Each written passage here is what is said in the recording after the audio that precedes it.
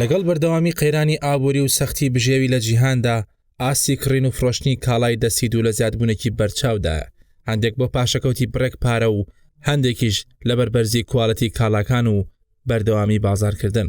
بۆ نمونە لە بەریتانیا و بە پێڕاپرسێکی ناوەندی ترەستپایلەت ساڵی ڕابردوو ئاسی کڕینی شتومەکی دەستی دوو بەڕێژەی لە 15 زیادی کردووە و گەیشتۆتە 21 ملیار پاوەند. بە پێڕاپرسیەکە لە هەردە هاوڵاتیەکی بەریتانیا 6 کەسیان شتومەک و پێداویستەکانیان لە دەستی دوو دەکڕن و پێیان وایە بەو شێوەیە باری قورسی گرانی تێچوو بژێوی ژیان کەم دەکەنەوە.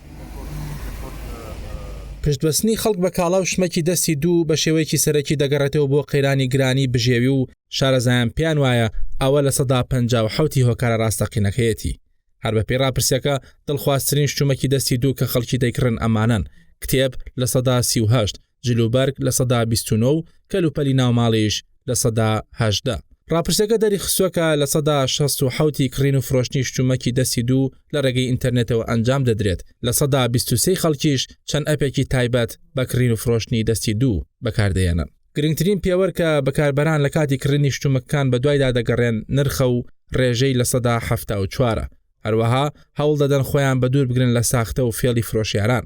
زۆرێک لە شیکەرە و شارەزایان پیان وایە قەیرانە ئابووریەکان هانی خەڵکیان داوە شتومەکی دەستی دوو بکڕن، هەروەها بازارکردنی بەردەوامیش ڕەنگە هۆکارێکی دیکە بێ. ئەم بابەتە لە دوای قەیرانی ساڵی 2020 کۆرۆنا لە جیهاندا پەرەیسەند و لە 142 زیادی کرد. بەدڵنیاییەوە ئەمەش سوودی خۆی هەیە، بۆ نمونە ڕێژەیەکی زۆر زبڵ و خاشاک کەم دەکاتەوە.